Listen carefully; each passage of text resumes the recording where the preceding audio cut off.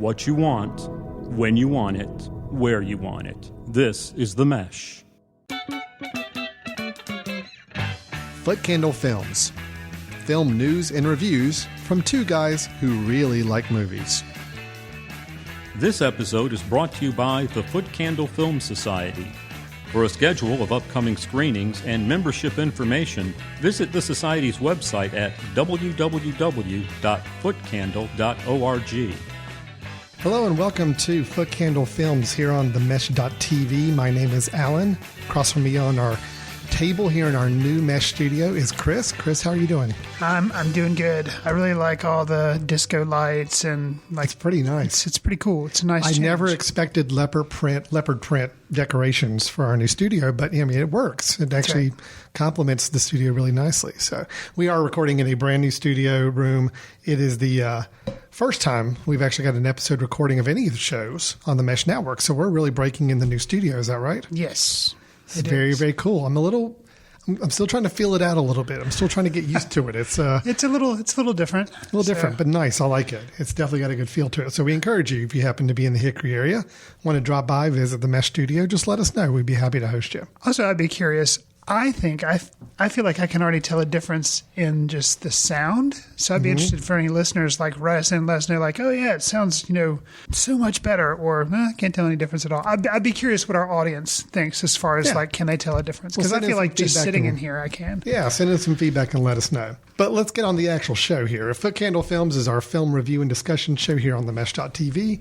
We put together at least an episode or two a month as we go through and discuss some latest movie reviews, movie news, and always end up the show with our recommendation of the episode.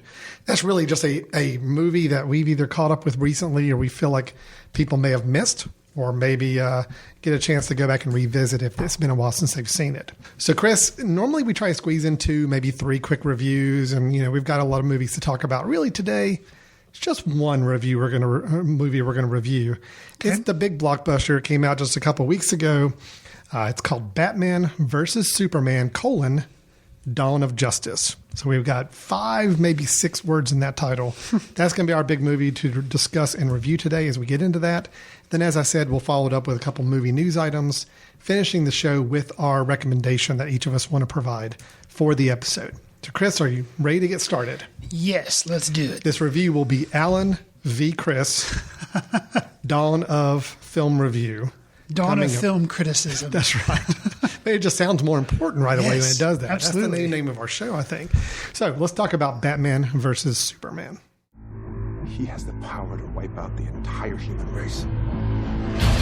If we believe there's even a 1% chance that he is our enemy, we have to take it as an absolute certainty. The greatest gladiator match in the history of the world. God versus man. Day versus night. You're psychotic. Chris, I kind of feel like a plot synopsis of Batman versus Superman, Dawn of Justice is kind of unnecessary at this point. Okay. The title pretty much says it. Batman fights Superman. That is going to happen. Right. And I will say that this is a sequel of some weird sort to Man of Steel. Now, Man of Steel, the last Superman movie, you and I reviewed on the show. Yes. I did not like it. Yes. Pretty clearly. I believe you liked it. You didn't love it, but I think you found some pretty good things about it. You came out overall positive on it. Right. Am I recalling that correctly? I was much more positive than you were. And I was positive on it. I wasn't like glowing, didn't think it was perfect, but I wasn't as down on it. Yeah, so. I came out pretty disappointed. It might have ranked as one of my biggest disappointments of the year when it came out. And I think you weren't alone. A lot of people were kind of down on it. Very upset with it. Well, the interesting thing is it's almost like within months after Man of Steel came out, they announced this film, Batman versus Superman. It was going to be the next one. Zack Snyder, again, is the director, just like he was in Man of Steel. We've got Henry Cavill as Superman once again. We've got a couple of people returning. Amy Adams as Lois Lane, Diane Lane as Martha Kent, coming back from the previous movie. But they've added in some new cast members, obviously, to complement the Batman side of the film. You've got Mr. Ben Affleck, my favorite, as Bruce Wayne in Batman. We also added in Jesse Eisenberg as the main villain, Lex Luthor. and Jeremy Irons as Alfred. So, Chris, we're recording this on April Fool's Day.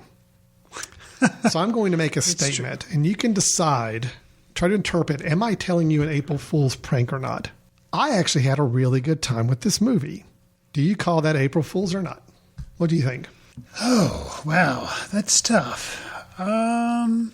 Okay. You had a really good time with this movie. Yes, that is the words I used. I'm going to say that's an April Fool's joke. Actually, it's not. Okay. I actually enjoyed this movie. Okay. I'm going against what the critical outcry seems to be on this film. And then I think, Chris, I'll tell you before, I'm really anxious to hear your opinion, but I figured let me just go ahead and kind of set up my take on it here. Sure.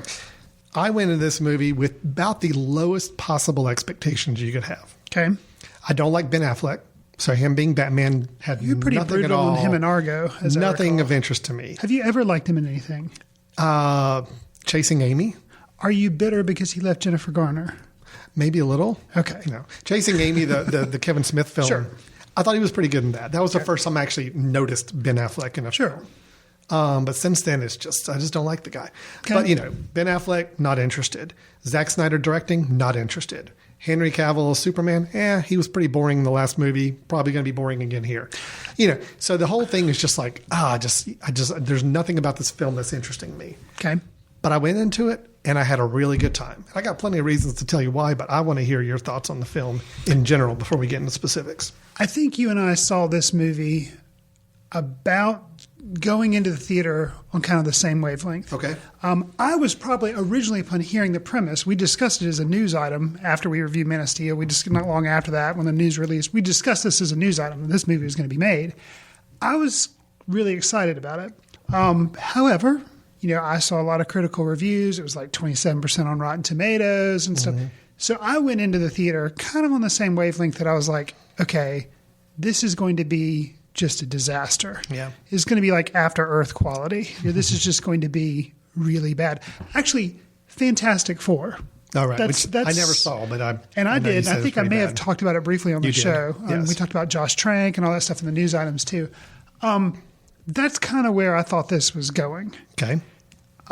Now, unfortunately, because it would be much better discussion, I think, I'm kind of on the same page. I think you may have liked it a little more than me, but I don't think it's as bad as everybody's saying it is. I'm I not agree. saying it's not up there with the Christopher Nolan Batmans for me. However, I do think it had a lot more interesting going on than like Man of Steel. I think it's, you know, it's a 3-star. If we were giving out stars, maybe Out of 5? out of 5, yeah. Yeah, I'm probably 3.5. The things what there, let me talk about the positives first. Sure, because then, you know, since we're trying to, but then I can definitely throw out some negatives. Oh, I've got some negatives as well. Absolutely. Positive for me, and something that really, I guess I'd seen the trailers a little bit, but I hadn't really, you know, Zapruder filmed them where I'd slowed them down and watched every frame and tried to really like get into it because I try to save a little bit of excitement for, you know, the theater. Something that really kind of knocked me back, and I was distracted by it, but then I warmed up to it and I really liked it, was Jesse Eisenberg as Lex Luthor. Really? And here's why. And you have a smile, so I think that may be one of your negatives. Here's the thing. And I've heard a lot of critics come down on this film specifically because it's not a lot of fun and it's very dark. And at the same time, I think there may be a lot of comic book nerds that'd be like, oh, they're changing things from the comic book. I kind of admire this film because I think they did. Zack Snyder, you know, I guess he's got momentum off like Watchmen and Man of Steel, even though everybody didn't love it. He still has like momentum. He can kind of do what he wants. Lex Luthor, as portrayed by Jesse Eisenberg, is unlike any other Lex Luthor I have ever seen. True. And I admire that because it's kind of like, oh, is he going to be this kind of really rich, bald, bulky guy? You know, kind of how he's always been portrayed before. And no, they basically made him kind of like Mark Zuckerberg social network dude who's a little bit more deranged. Now, that being said, the thing that kind of threw me off at first was like, wait a second, Jesse Eisenberg's supposed to be Lex Luthor, not the Joker, right? Yeah. He and you know, the Joker is coming down the pike for Suicide Squad, of which Ben Affleck's supposed to make a cameo in that movie. So they are going to be connected at some point, these bad guys. So that's kind of my question is like, hey, I wonder, and we don't know how Jared Leto's Joker is going to be yet. Because so I'm like, if those two characters happen to be on the screen at the same time, I would have a hard time Heads would differentiating. explode, probably, yeah. Because, other than one would be in makeup and the other guy wouldn't be. I still thought Jesse Eisenberg did a very interesting interpretation of Lex Luthor. He made it his own. It was definitely interesting. I liked it. Here's my whole thing, and I'm skipping a little ahead to the dislikes. Sure, I did have an issue with the Lex Luthor portrayal.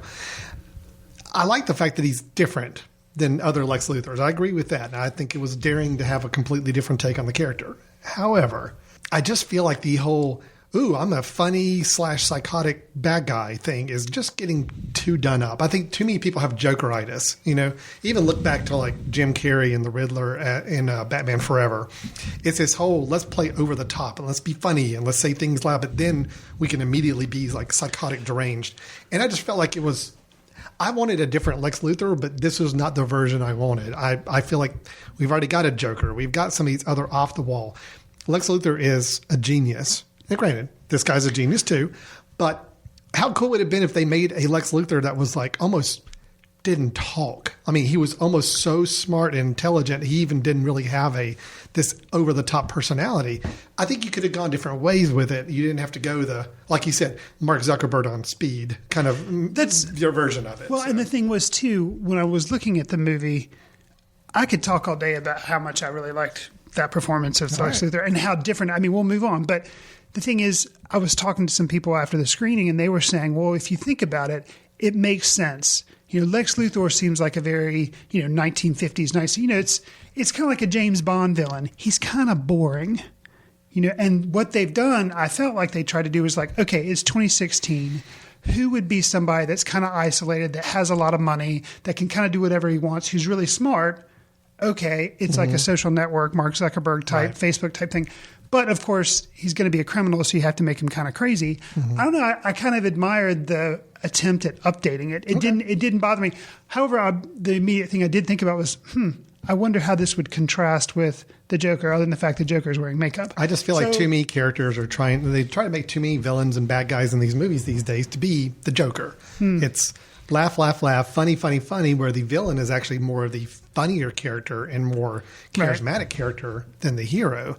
And I just feel like, they could have done something a little different here. And they went so polar opposite of what we've been used to. It almost erred on the favor of going too far that other direction, I thought. So, well, let's get back to the like. So you've talked about Jesse Eisenberg. Okay. You like that. Yeah. Well, and something else that, and this kind of, the source material, which, if you're going to be a comic book nerd, I do remember reading, Dark Knight and that kind of stuff. And one of the things that happens in there is a big battle between Batman and Superman. And this is kind of based on that whole idea, obviously, hence the title of the movie, and they do fight. It didn't bother me, kind of the darkness and the heaviness of the movie. And a lot of people apparently kind of have a problem with that. But I think it makes, it's a comic book movie, but if you're going to have these two guys who are supposedly on the same side, but they're both fighting at one another, as much as you can kind of give credence to that and believe it, I felt like, and they updated things from the comic, but I felt like they kind of set it up well. Batman's this kind of guerrilla style. He goes one-on-one with the criminals. He is not afraid of hurting people. Now, apparently some people said, but he doesn't, in the comic books, that's his big thing is he doesn't carry a gun. He doesn't shoot people. And in the movie, he doesn't carry one, but then he does shoot people with guns and stuff. Well, he will take the gun from them and then shoot. There's a dream sequence where he shoots people. Oh, man. I know. We'll talk about that in a little bit. Oh, man. But that's the only time he shoots people like with any kind of intent to murder, kill. I felt like, to me, I felt like I could see why the two guys don't get along. And maybe it's because I had the history of having read the graphic novel. I think the premise was fine. Yeah, okay. I agree with you. I think the setup was great. I mean, actually, this made me kind of admire Man of Steel a little bit more. Okay, why is that? Because part of my biggest issue with Man of Steel is that last 30 minutes was just this giant destructive battle that just went on forever. And I felt like, this is Superman. He's supposed to be taking a little more care and concern about the whole population of the city. Well, this movie actually addresses that. That makes it a point of the movie. The guy did just destroy half the city. And should we trust him or not? So I actually really kind of admired that they almost took the criticism of the first movie and said, we're going to spin off and make a movie based off that criticism, and that kind of worked for me. And the opening, I don't know, 10 minutes or so, Bruce Wayne is seeing, it's kind of like you're seeing his perspective of the last battle. 20 minutes of Which the was Superman great. movie, which, I thought that was really well done. And, that was exactly what they should have done with that. and it worked for me. You know, it worked for me. I guess for a lot of people, not so much. Yeah, But I mean, it made me like Man of Steel a little bit to the point where I was actually kind of tempted to want to go back and watch some of Man of Steel after seeing this one. something else, you know, bad guy wise, you had Lex Luthor. Yeah. And then there's a character introduced, Doomsday, who I didn't know a lot about, but I don't really feel like I needed to know a lot about him. And I actually admire the way, I'm assuming he's not that big of a character in the comic. I mean, he's a character in the comic books, but I admire the way they kind of used him and then they disposed of him, and that's kind of it. I kind of like the way it was kind of like... Well, he was a big heavy brought in at the end of the film to beat up the heroes. Right. And that was all he was there to do. But I felt like it kind of worked. I didn't feel like it was some movies we've criticized before, Amazing Spider-Man 2 or whatever that movie was called, where they just keep throwing on the villains and it kind of dilutes stuff and it makes it really confusing. I thought that was a nice use. From what little I know of Doomsday, it was a nice use of that character. Well, I would even say on that too, that actually it goes into a little bit more of my likes with the fight scenes. I was expecting another like Man of Steel where it was just, I got a headache just watching for 20 minutes straight, this destruction and CG animation and all. Yeah, there's tons of CGI in this movie. Of course, there has to be.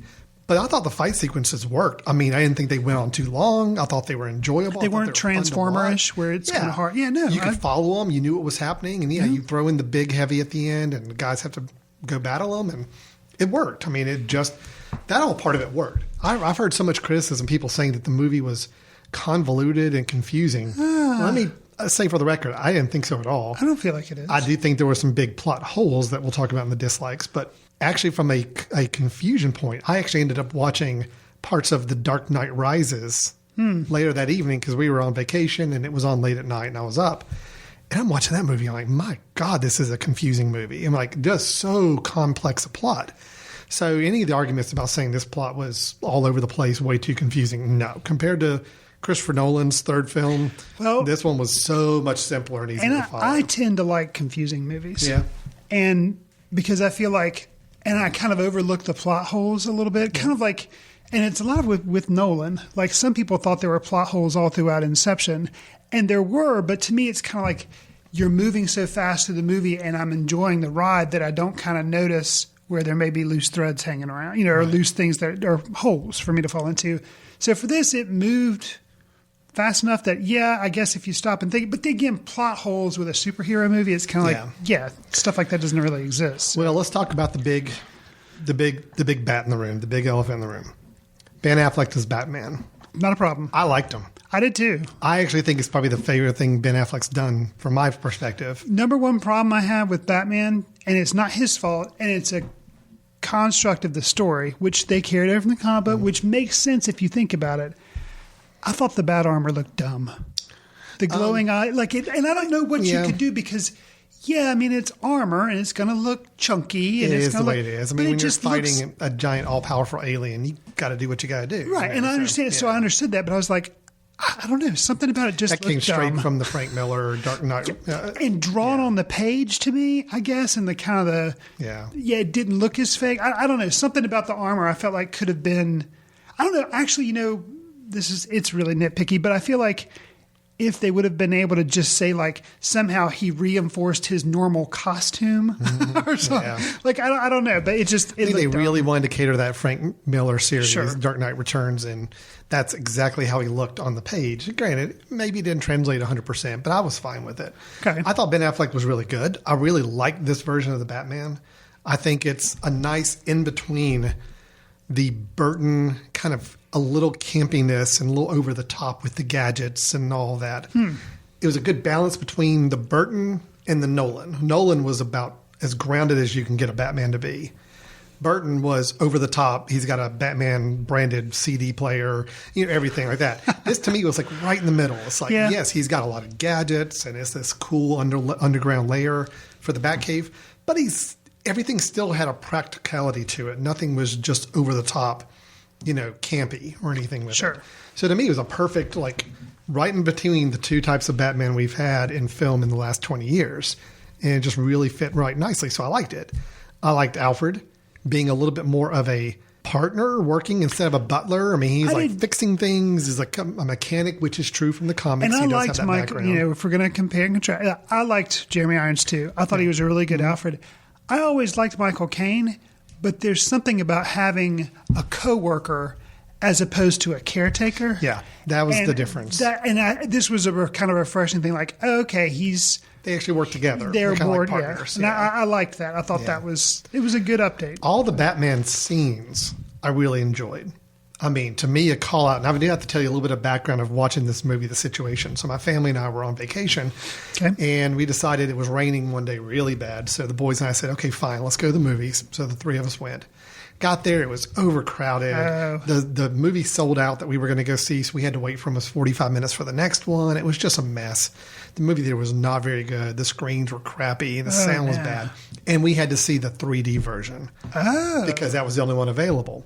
The 3D version at this theater was about the dimmest, darkest movie I've ever seen on screen. So despite all this, you still had a good experience. Exactly. But the thing is that, so the scene that really stood out for me is the first time we see the Batman, he's basically infiltrated, I guess, a group, some guys who had young girl captives. Yes. Like police are people going in. trafficking Police are stuff. going in. And I don't know how it showed on a regular non-3D screen, but when they walk in and you see him kind of up in the roof corner, me being already watching this in extremely dark, I could barely make him out at all. But once I realized, oh, there's a figure up there, that's him. It was just like a really cool moment. I don't know if it was quite as well done, seeing it on a normal projection with good When he dropped down, optics. did he come out of the screen? Like A little bit. The 3D wasn't really that good in the movie, so it was very disappointing to have to pay extra to see it that way. But I think the fight scenes with Batman, I think Ben Affleck did a pretty good job acting. I like the fact that Bruce Wayne actually had this kind of cocky attitude to him a little bit, and a little more playboyish than we saw Christopher Bale be with the last ones. I liked it. I really did like it. I'm actually somewhat interested and excited in seeing a Ben Affleck Batman movie, especially since the rumors are he's writing the script and possibly directing it. Okay. I have no problems with Ben Affleck as a director. I liked Argo. I liked, what was another one he did? Gone Baby Gone, The City or The Town. The Town. I liked all those. I thought he did a really good job with the grittiness of. You just don't like him as an actor until now. Until now. So I'm like, perfect, Ben, go make your Batman movie, cast yourself. I'm all for it. Make it happen. So, Okay. I mean, for me, that's the big likes of the movie. I thought the movie was fun. I thought, it was dark, but I knew that going into it. Sure. I mean, if you Superman think was about it, to still- me, it makes sense. If it's a movie where your two major guys that you pull for are going to be fighting each other, then it's not a happy thing. Of course, it's going to be kind of darker and like. Superman's still dull, but I mean, that's kind of. I've the always felt character like in a way. Superman was dull. Yeah. He was never one of my He just favorites. really had no personality. And that's, kind of would have liked to see a little more smiling, like when he actually was doing something good, saving people, taking a little bit more enjoyment in what he was doing. But he really just seemed like it was a chore. Like everything he was doing as Superman was just, got to go punch in and save these people again. And it was a little disappointing there. Okay. I will also say one more and it's no spoiler here because she's in all the previews and everybody knows she's in it. Yeah. Wonder Woman shows up. Okay. The reason why she's there, ridiculous. Completely tacked on, studio interference. There's no reason for her to be in this movie. But I thought she was pretty cool. She was. So I liked her. So I've actually got faith in whatever they're going to do with the Wonder Woman movie now. Because I like Gal Gadot, the actress, and I thought the way she carried her was really interesting. Again, why did she have to be in this film other than obviously they're setting up another film series? It just you could tell how tacked on her character was even at the end of the movie. So Okay. So now we're going to kind of open the floodgate to the negatives. yes. Okay. Starting off with Wonder Woman. Yep. I liked her as well. I thought she was good. However, I feel like one of my overarching problems with this movie can be summed up with they're trying to do too much Yes. and trying to play catch up to Marvel. I completely agree. I've got Now, that as my number one dislike. I understand that, They want to make money. Yep. Everybody has said, like, oh, the Batman movies were okay, but nobody liked the Superman movie. And they're kind of, all we like are the Avenger movies. That's all we're really interested in. So they're like, okay, well, we have our version of the Avengers. Let's hurry up and make it happen.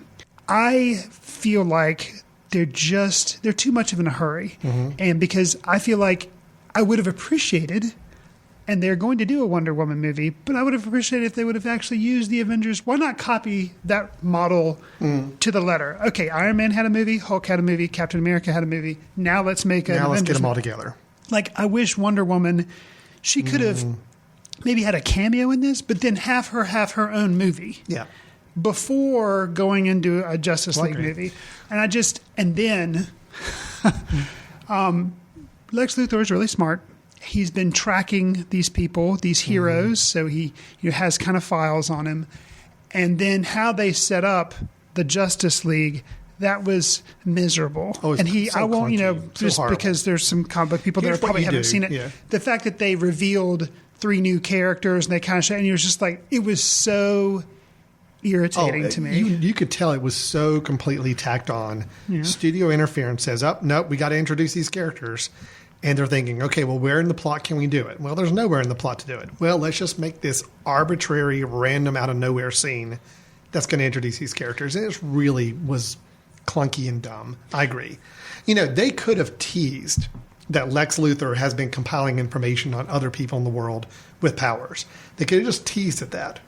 And then if they wanted to do something after the credits was over and saying, and now they're starting to build some energy towards that. But the scene dropped right in the middle of the movie that just was there dumb. Again, kind of, it's like they wanted to do the Marvel thing of having a scene after the credits, which they didn't do. But so like, we're going to be original. We're just going to plop it in the middle of the movie. Yeah, it was really clunky. I agree. And then on that same note, I'm sure you're going to talk about the dream nightmare sequences, which I think because those were also completely trying to build a world.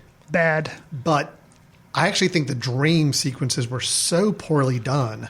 I mean, everybody watching the movie thought, what's happening? Did we just jump into another movie? Yeah, it's so confusing, so weird.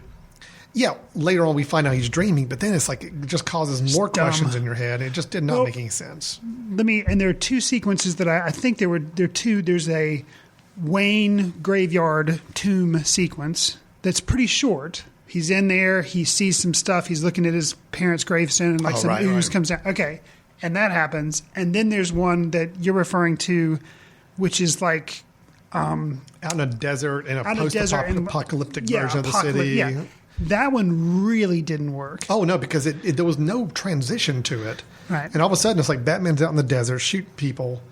Superman's a bad guy, like kind of with people worshiping him. I'm like, what is happening right now? And then something even, and my son actually leaned over at the conclusion of that kind of dream sequence.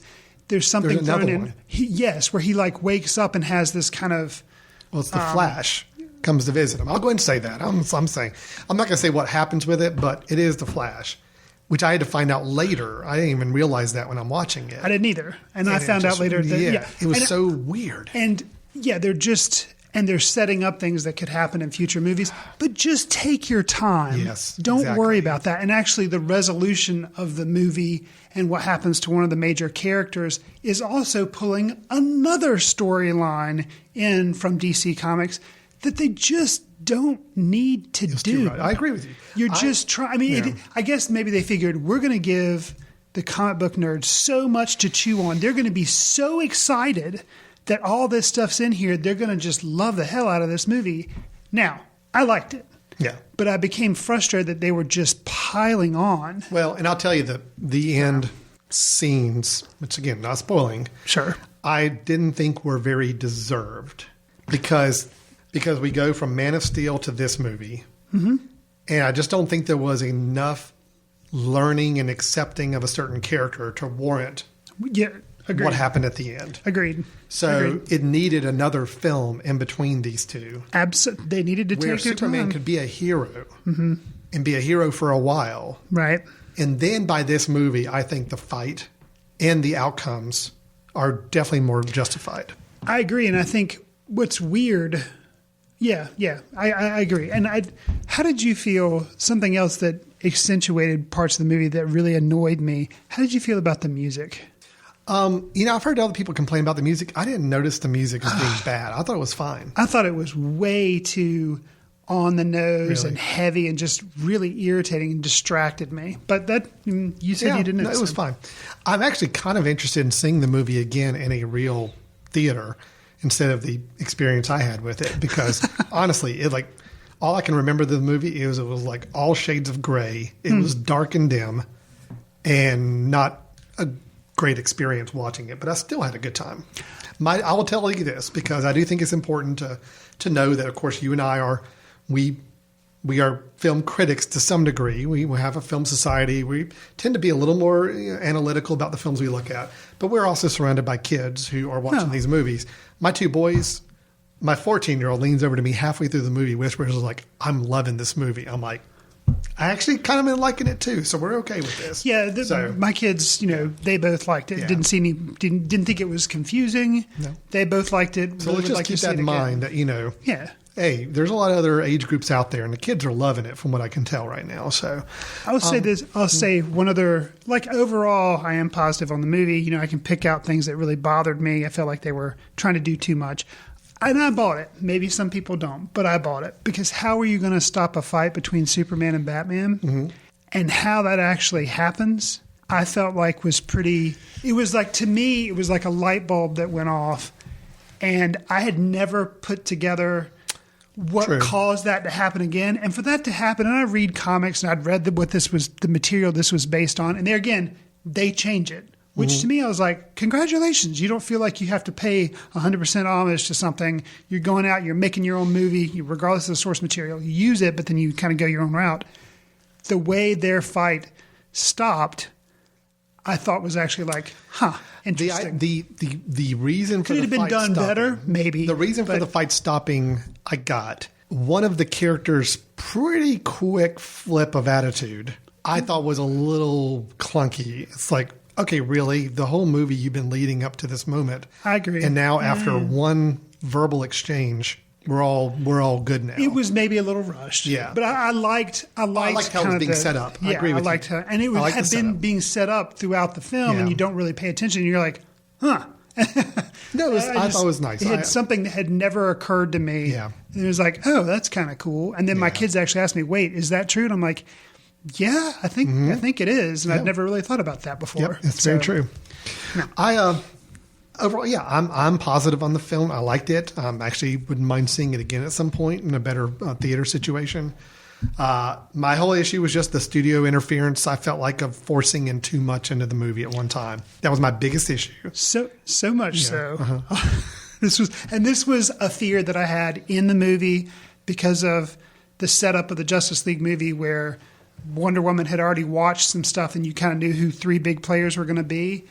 There's a scene where Lois Lane is struggling underwater, and she's retrieving an item, and it's a big important item to kind of bring around and use to deliver to the heroes. And for no reason, I was like, I think one of the major players in the movie down the road is going to show up and rescue her from the water. I mean, I'll just say, I thought Aquaman was going to show up. Yeah, okay. Right. And I was like, if they do that, I have to write this movie off. Yeah. And it really, for some reason, the way it was how I'm like, I really think they're going to do that. I really think he's just going to pop up and be like, here you go, Lois. No, I don't think they had any intention for those other characters to be a part of the plot. And I think they honestly got forced in as scenes that just had to be crammed forcibly into the plot that made no sense to be there. And since that had been done, I was concerned that they were then going to have him show up a little bit, but they didn't, which is good. So they showed a tiny bit of restraint. Tiny bit. Tiny bit. That was my biggest issue of the film. And I wasn't digging Lex Luthor, the portrayal there. That's a major point of difference then. Yeah, definitely a big point of difference there. Okay. But overall, I had a really good time with it. So, don't necessarily feel like you got to listen to whatever Rotten Tomatoes percentage is or certain critics. Yeah, I mean, there are some problems with the film. There's a lot of holes to poke at it. There are some concerns about trying to do too much and cram in too much world building into one film. However, if you go in with really low expectations and kind of just turn your brain off a little bit and have a good time with it, it's a very fun movie. And I do think we've got a good Batman character now that we can follow in some future movies that I would look forward to seeing again. I will say, yeah. We won't go into detail because we don't want to spoil things for people who want to be semi-confused by the flashbacks. After going online and reading a little bit about what those flashbacks probably are hinting at, it makes me excited for what could be coming down the pipeline if they do follow through on that, because it's some pretty cool, convoluted type stuff that I think I'll really like. No, I think the world they're building is interesting. It's just this movie did a really, really clunky job of doing it. That was kind of it. So that is Batman versus Superman: Dawn of Justice. I'm surprised. I really did not think either of us were going to like this film coming into it, and going to find out we both think it was pretty good. So there you go. Miracles and surprises do happen even on April Fool's Day here at the Mesh. So, all right, we're going to take a quick break. When we come back, a couple news items on some movie happenings going on, and then we'll end up the show with a recommendation of something we think you ought to check out. So stay tuned. We'll be right back with Footcandle Films. I'm with the Band on the Mesh.tv features regional music acts discussing their craft and live performances. Subscribe to I'm with the Band on the Mesh.tv and swim around in the heads of your favorite regional musicians.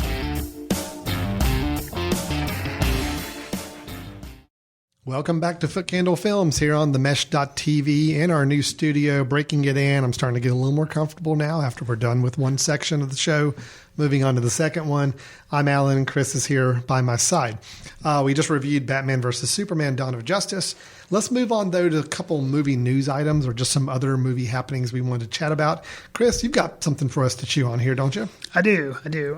So, coming out of Sundance, after the whole Oscars so white and all that stuff, we may have a solution for that in the coming year. They haven't announced a release date yet, but one of the biggest successes out of Sundance set a sales record, $17.5 million, is a movie called Birth of a Nation. You heard about this? I've heard of it, yes. Okay. So it's going to be basically telling the story of Nat Turner, a Revolutionary War slave that then led an 1831 rebellion in Virginia. Nate Parker, who I'm not really familiar with. I think he's acted some, but this is definitely his first big film. So he's a newcomer. And some people are even throwing around the whole Best Picture thing already, at least a nominee for next year's Oscars. So it's pretty early, but still. It is pretty early. So I'll tell you, it got me confused when I heard about this film because, of course, Birth of the Nation is the old 1915. One of the first ones made, yeah. Really old. I'm probably really off on my years there, but one of the most first motion pictures made. But it was also extremely racist and extremely just controversial. Yes. So of course I hear now. I'm wondering if the name is actually they're trying to correct this name's reputation society-wise a little bit. I wouldn't doubt it. Yeah. Yeah. It's really interesting. No, I'm curious about it, and I heard a lot about it from Sundance as well. It's always good when you can hear like some really good breakout film coming out of that film festival that may even have some big award implications later in the year. And I think he's the director of it, but he's also the main star. So he plays Nat. My understanding is that he also plays Nat Turner. So that's kind of cool that this is going to be one of his first big things, and it's kind of like a project of love that he's doing, kind of like something he's always wanted to do. So yes, that's really interesting. The Birth of a Nation. That was both a 1915 film. 1915 by D.W. Griffith, and that was the one that's just, it was really sad to watch from the racial insensitivity to it. But now we've got The Birth of a Nation, exact same verbiage to the title. Now as a 2016 film about Nat Turner, African-American slave. So really cool. I think in a way it's like, let's change the reputation of this title. My hopes are is that people just don't get confused when they hear about this film and they end up watching the old one and get really confused. I think I saw some stills too, I guess, after Sundance happened, and just kind of some of the shots looked interesting. It didn't look like it was going to, I don't know, it had kind of like a blue tint to it, and it looked more like Mel Gibson's Payback than 12 Years a Slave. Like, I don't know, something about maybe I was excited. Maybe the filmmaking is going to be kind of a different style of period piece, maybe. So I don't know. I'm looking forward to it. And to do a little cross connection with Superman versus Batman. Okay. Armie Hammer is also in the film. Really? Who was one who played the Winklevoss twins in The Social Network, who was with Mr. Jesse Eisenberg, who played Lex Luthor. So see, I'm just got it connected there. So yeah, Armie Hammer and Jackie Earle Haley are both in the film as well.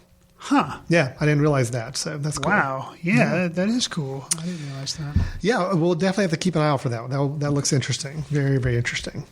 Alan, I want to ask you for the next little bit. I want you to tell me about one of the highest grossing R-rated movies apparently of all time. It just recently came out. Superhero movie, but an R-rated superhero movie. Oh, I see where you're going. Deadpool. Yes. Tell me a little bit. I have not seen it, but why do you think it's so successful? And I don't know. I don't know. Well, I'll put it this way. Sure. My understanding is Deadpool is a very popular character in comics right now. Okay. He's past my time. In other words, he's come about much sooner than I used to be following comic books. And the whole meta, breaking the fourth wall, talking to the audience thing, I'm not a big fan. And really big in sarcasm, yeah. too. Like jokes. That's not my style of storytelling that I'm really interested in from a superhero standpoint. So it's like an R-rated Mask? A little bit. It's never that it's not reality based in a way. It's just he is constantly talking to the camera, constantly pausing scenes and like talking, explaining what's going on. Which, okay, from a storytelling standpoint, is kind of novel. But I think the problem I've had with the film is that it's just not my cup of tea. That's just plain and simple. It's not my thing. It's not my bag. I understand that a lot of people probably are enjoying it just because they perceive it as different. We're so used to all these superheroes and everything so grand and all this, big pomp and circumstance with these big heroes. And everybody complains about it following kind of very similar formulas, which you have complained and voiced as well. Sure. So here's a superhero who's not a hero, that curses all the time, tells really vulgar jokes all the time, and gets really ultra violent with his actions. Okay. When you describe that, I'm like, okay, yeah, that's good to do something different. But when you watch the movie, at the end of the day, it's still the same superhero movie, just with as much profanity and sex jokes packed in as possible. Oh, okay. So at the end of the day, I was like, really? That was it? That was like the whole plot was pretty paper thin, hit the same kind of beats that any other superhero movie would. So I don't want to say I was disappointed because I didn't go in with any expectations. It was better than it probably deserved to be. I will say that. Okay. But again, it was not my cup of tea. It's not the kind of film I really enjoy. Well, and tell me this. Yeah. I saw the trailers and they annoyed me. Mm-hmm. And I saw some of the marketing of like him having a gun and angled kind of coming out of his crotch. All this kind of like just, kind of crass humor. Oh, yeah. And I remember saying to you at one point before we started recording, like, oh, what are we going to do next week? And, oh, Deadpool's coming out. And I said, unless I hear that movie is amazing, I don't want to go see it because it just irritates me so bad. You having seen it, do you think there's enough there that because I'm not, just throwing out a bunch of profanity. I'm kind of like, I want to see it because it's been so successful. And, I like to laugh. But go for a couple bucks. Go pay for a couple bucks to go see it at the theater for second run stuff. But I don't think it's worth a full admission. There were 2 or 3 moments, kind of meta reference moments that I thought were really clever and funny. I kind of laughed out loud with them. But the rest of the film was, you chuckle. Some things that were said were funny. He's a funny character. I give him that. Ryan Reynolds, I think, has a great role. I've heard a lot of people say he was born to play this role. He absolutely was. It's just after you get past the first 15 minutes and you just realize, okay, this is how this film's going to be for the next 60 more minutes. And you get to the end fight scene and the big action scene, and they're going to hit the same beats that any other superhero movie does. You're like, you took an interesting premise, but then you kind of just, at the end of the day, still got it to what we were so used to seeing with other films. Well, tell me this. Yeah. Do you feel, obviously, they're going to make some type of sequel because this movie made way too much money. Off of such a small budget it had to. Do you think, you may know, but do you think that they're going to make a Deadpool sequel, or are they going to put him, so it'll be R-rated again, or are they going to try to put him into other movies? Well, I think they'll do both. Really? I think they'll try to do a sequel of the R-rated version because now they're all this big kick. Movie studios are thinking that their superhero movies could be rated R now, which is unfortunately the completely wrong approach to take to this. Just because one movie works Doesn't mean you can go and kind of apply this now to every other movie. There were even talks, and there still are talks, about the director's cut version of Batman versus Superman coming out and being rated R, which to me is like, why? You know, I just hate it for the kids because then it's going to be like, oh, I want to see that. Your parents are like, well. Yeah, I know. Because my 14-year-old wanted to go see Deadpool really bad because all of his friends had gone to see it, supposedly. And I'm glad when I went and I came back and said, Alex, if I let you go see this movie, somebody's going to have to come take away my parent badge. I'm sorry. It's like, if you want to go to the movies and somehow sneak your way in, that's on you. But I'm not going to It's going to be their version of like Revenge of the Nerds or Porky's. It's like, he's going to see it, but you don't want to know. I don't want to be the one that's like endorsed him seeing it. That's right. Okay. Yeah, my son, I think, was interested in Deadpool too. But see, but the thing is, if I was somebody making an X-Men movie and I'm worried about making sure we get as big a box office as possible, I now know, let's get a couple of scenes with Deadpool in there and have him join the team. Automatic box office success, you know? Now, so how does that work? Because you keep much better track of this than me. Because it's the same studio. Okay. Fox owns all the X-Men. That includes Deadpool. So it doesn't run into the whole Marvel problem? Nope. So they Disney. could have had him cross over with the X-Men. Actually, in the movie, he visits the X-Men mansion and meets two of the X-Men. That actually kind of creates one of the funniest jokes in the movie is that he comments about how every time he goes to the X-Men mansion, he always sees the same two X-Men. He's like, I wonder where all the rest of them are. Or maybe it's our budget wasn't big enough to pay for anybody else, which is true. I mean, they didn't have the budget to get James McAvoy or Fassbender into anything else. So they joke about that, which I thought was really funny. Okay. But they're in the same universe, so they could totally say, hey, you know what, Deadpool, let's have you come in the next X-Men movie, and that'll increase our box office by another 40, 50 million. But as far as we know, he's not in Apocalypse. I think Apocalypse was already made before they realized Deadpool was going to be a raging success. Okay. So, yeah. Huh. I would perfectly expect him to be woven into as many films as they wanted to now. Because this movie got to be so popular. Yeah. Okay. Interesting. It's worth seeing just because, like you said, it's kind of the cultural film for a lot of people right now. I don't think it's as good as everybody's playing it up. Okay. I think people are trying to play it up as good because it's different, but at the end of the day, it's really not that different. It's a typical superhero movie with tons of profanity and sex jokes laid all across the top of it. So, so that's one thing making it art. Is the violence also like really like Tarantino, really bloody violence? It's pretty over the top. Okay. It's more cartoony than it is Tarantino violence, but it is still very heavy violence. Yeah. Okay, for instance, you wouldn't see somebody's head getting blown off. Maybe you would, but not quite as graphically as you would in a Tarantino film. Wow. Okay. Yeah. No, it was definitely a hard rated R movie. Okay. No doubt about it.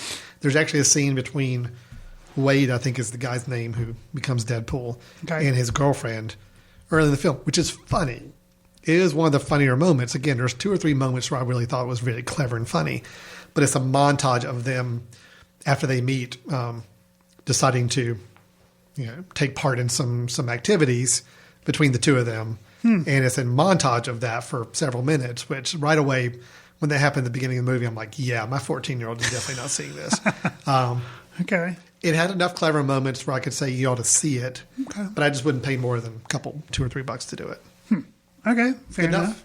Yeah. Yes. Okay. Now, last but not least, Alan, it wasn't this past October. I think it was 2 Octobers ago, where I recommended you check out online a short called Lights Out. Yep. You did. I did. And you liked it. Yeah. And thought it was pretty scary. It was. So, just this past week, I noticed that there was a trailer, and it was called Lights Out. Wow. And it was written in the same font. And I was like, really? And so, not knowing, because I don't really go in for horror movies, so I was like, well, let me watch it. So I think it's definitely got to be the same people, because it's the same premise of lights go off, light switches go off, stuff happens. And people immediately want to turn the light switch back on, which, the genius for me, and I think for you as well, it was a short, it was contained.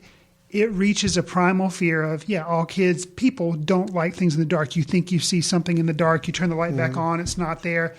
But it worked, and it worked really well, but it was a short. Yeah. It was like a minute and a half. Well, I'd be worried about it as a feature. Now, I'm looking up to see that the same guy who made the short film, David Sandberg, is also the director of the feature version. Okay. So that at least makes me feel a little bit better. At least it wasn't like, I mean, I guess either way, somebody took his idea. He's getting paid for it. He got to make a huge movie. So good for him. I mean, if he honestly had this short film idea and thought all along, man, I would love to make a feature-length version of this because there's enough story I could write to support it, then great. Then I think it could be really interesting to see. If it's wow, this short got really, really popular, so let's turn it into a feature film. Let's get the same guy to do it. And that may be a little tough to pull off.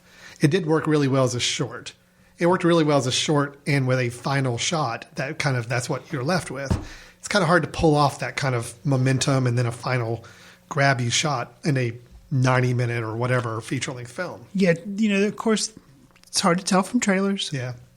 But to me, it took kind of the uniqueness of the short and just turned it into a movie where it's a typical bunches of jump scares, and it just didn't. I was like, oh man. Now, granted, we'll have to wait and see when the movie comes out, and if we hear that it's one of the most original horror movies, I'll be like, okay, well, I should check it out because I really like the short. So, yeah. Okay. I thought that was interesting. Interesting, yeah. I'm glad you brought that up. So, could be interesting to watch for sure. All right. Well, are we ready to move on to our recommendations then? Yes. This has been part of the show where we always kind of tap out our episodes by both Chris and I talking about a film that either we've recently caught back up with or just remembered, or something that we'd like to recommend, a film that we like or we think you ought to see. And hopefully it's a film you can either rent or see online or find pretty easily with today's digital world. Chris, I'm going to go first, if that's okay with you. Sure. And I am purposely bringing a film up that I know you do not like. Wow. Can I try to guess what it is just for fun? Mm-hmm. Is it a recent movie? Yes. Rio 2? No, because you wouldn't like that. No, I did not. I would not like that. I don't know. What is it? And you like this movie? Yeah. I mean, because you're recommending it. I don't love it, but I think it's worth seeing, and I think it's gotten a bad rap. Okay. I thought Joy was pretty good. Oh man. See, there we go. That's the response I was expecting. I like recent David O. Russell work. I like Silver Linings Playbook. I like American Hustle. I liked American Hustle. I love The Fighter. That was probably my favorite of his in recent years, with Christian Bale and Mark Wahlberg. So Joy is announced, and he seems to be kind of really gravitating to this whole Jennifer Lawrence thing, right? And I saw the premise of it. It talks about Joy, the main title character, who becomes founder and matriarch of a powerful family business, one that gets popularized over kind of home shopping network type of TV.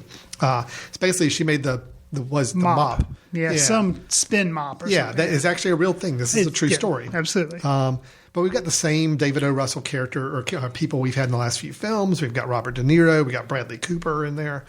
Jennifer Lawrence, this is pretty much her movie. This is like the first one where it's been a true solo starring role for her in a more dramatic movie, and that's not a Hunger Games movie from what I can tell. Right. I thought it was pretty good. Now, it wasn't great, but I was watching it the whole time, and I just saw so many people piling onto it critic-wise, and I know you. Like people are piling onto Batman versus Superman. Yeah.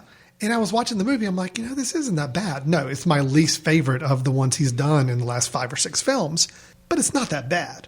So, Chris, I'm more bringing this recommendation up to you because I want you to tell me why you really did not like this film. It's been a while since I've seen it. I made the rush. And I'm springing this on you. I know. I made the rush to see it before the Oscars because she was nominated. And I was excited because it was David O. Russell. And I'd heard people say it was bad, but I was like, and people say it was a mess. Mm-hmm. And so I went into the theater already with low expectations. I wouldn't say the movie was horrible, but I didn't like it. And I think story-wise and some predictability things that kind of happened that felt kind of shoehorned, and it just seemed like story-wise it was a mess. I thought Jennifer Lawrence was fine. Bradley Cooper, as acting-wise, Bradley Cooper was fine. Robert De Niro was wasted, but something about the direction maybe and the story felt a little. I don't know. I would have to rewatch it, but I can't remember why exactly, but yeah, I felt like it was just a mess. It was a mess. See, I just didn't get that. I mean, it was sprawling, and it was to me, it was like a Goodfellas light in that it's going to follow this character time periods and all stuff. through a long time period, and a lot of ups and downs, a lot of characters mixed in, and things are going to happen, and there's going to be the rising moments and the falling moments. We had all that in this film, so it was very much that same kind of arc over a long period of time. Maybe. Mm-hmm. And there again, I'm reaching because it's been a while since I've seen the film. I felt like it was the instance where maybe they had a couple of endings and they kind of kept going, and they couldn't kind of focus it. They were telling her too much of the story instead of trying to focus in on maybe just I don't know. Like I felt like it kept going longer than it should have. I'd have to see it again. But that's interesting that you came off with a positive. I mean, again, it's not one of my favorites. You know, it's not going to be my top 10 or 20 of the year. But I mean, I know with as much hatred as it's getting from a lot of critics and people really downing it, it's like I just understand why. I will say it was sprawling. That's the word I would use. And maybe for people who don't like movies that just kind of go all over the place and weave in a lot of subplots and characters, and then maybe that's just not their thing. But it worked for me. I liked it. Yeah. All right. So that's my recommendation, Joy.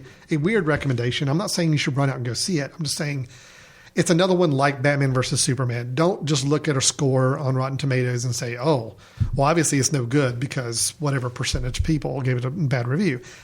There's some gems out there you still ought to go check out. And I personally think Joy is worth a watch. Okay. So, yeah. Fair enough. Mm-hmm. Well, my recommendation for this month is going to be the documentary Meet the Patels.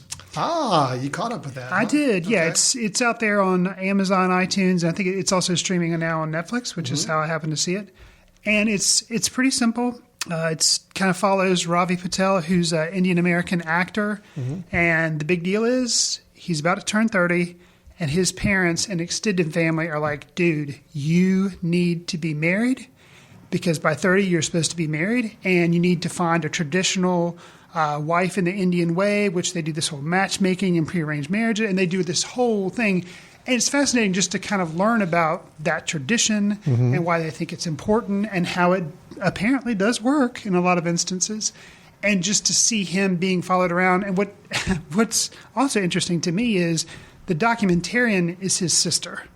So she is the one manning the camera, and that's how she gets all this ridiculous access. Is because, and they both live out in California, I believe, because obviously he's an actor, so he would. But neither one of them are married. She is nearing 30 as well, right? So there's also some kind of like you hear stuff being said to her every once in a while, like, "Yeah, well, what's up with you?" Because you're not married either.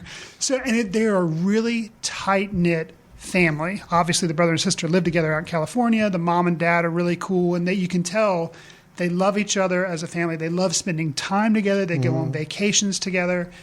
And it's really cool to get to be a part of their family, but yet in a tradition that's very different from anything I've ever been exposed to, because they're from an Indian family. And I thought it was really, really cool, really well done. So, I've been wanting to see it. Yeah. It's not overly slick either, because they even kind of sarcastically mentioned, I think she is starting to be a filmmaker, but some of the stuff is very, like half the times you see a boom mic in the shot, and half the time, it's kind of rough, but it's charmingly so. Oh, I'm not even sure I realized it was a documentary. Oh yeah, and something cool for people who I know. Obviously, a lot of our listeners may not be in North Carolina, but the family, the mom and dad, live in Charlotte. Oh, okay. So it's kind of a local tie to North Carolina. Yeah. Nice. So Meet the Patels, I recommend it. So, Meet the Patels and Joy, two films we're recommending. Check out. Mainly for Joy. I want to hear if some other people are going to support me on this one. So let me know if you see Joy and you think it's getting a bad rap out there. I really want to hear from you guys. And same thing with Batman versus Superman. Both Chris and I were positive on it. Again, we seem to be fighting the trend of a lot of critics out there, but tell us your thoughts on it as well. I think a lot of these films, it all depends on the kind of mentality you go into the film with. Right. The expectations you build for yourself, the environment you're surrounded by when you see it. All those things, I think, play a big factor into how people enjoy a movie. So keep all that in mind, And like I said, with Batman versus Superman, it was nice having two kids, one on each side, digging the movie. That definitely helps you keep positive on it as well. So with that, Chris, we're going to start to wrap up the show. But as I mentioned, if people did want to reach out to us, give any comments on the films we talked about, how would be the best ways for them to go about doing that? If you want to leave us a note or contact us, tell us you liked a review, hated a review, something like that, you can always email us at info@themesh.tv. and just, let us know what you think. You can also follow both Alan and I on Letterboxd, where we keep track of the diary of the film that we've been watching and sometimes write little short reviews. Also, one thing keep in mind is that we will be having a 2016 Footcandle Film Festival here in Hickory, North Carolina, September 23rd through the 25th. If you are an aspiring filmmaker and would like to submit a film, please do so. Go to our website, footcandle.org. On there, you will see a button that you can hit, and it'll take you to a film festival page on Film Freeway, which is the site we're using to get up submissions for our festival. So, if you're interested in that and you're a filmmaker, please do so. Otherwise, not a filmmaker but want to attend the festival, just mark your calendars for the 23rd to the 25th of September. And we'll have, actual ticketing information and stuff like that once we get way closer to the festival. Yeah, I think we're probably looking more like July. Yeah. Starting to sell tickets somewhere in that neighborhood. So just kind of keep your eye out for that as we get closer. But we'd love to have you visit us.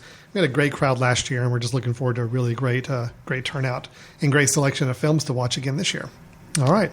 So, Chris, we are going to wrap it up. Again, this has been Footcandle Films here on the Mesh.tv. Just as a reminder, you can go back and listen to old episodes and go back and check out other shows on the Mesh Network by visiting themesh.tv. That's where our home is, and you can find us there. And we look forward to hearing from you and encourage you to check out past episodes. What's great is you find a film that you watch on Netflix one night, and it's maybe one that's come out in the last few years. Go search our library and see if we did a review of it in the show. You can hear us talk about it for 15, 20 minutes and see if you're on the same page with us or not with your opinion of the film. So with that, let's wrap it up. Thanks so much for listening to the show, and we'll look forward to talking to you next episode. See you in the ticket line. Watch news through the courtesy of Footcandle Film Society. Special thanks to Carpal Tuller for the show theme music. For more about Carpal Tuller, visit www.carpaltuller.com. You've been listening to The Mesh, an online media network of shows and programs ranging from business to arts, sports to entertainment, music to community. All programs are available on the website as well as through iTunes and YouTube. Check us out online at themesh.tv. Discover other network shows and give us feedback on what you just heard.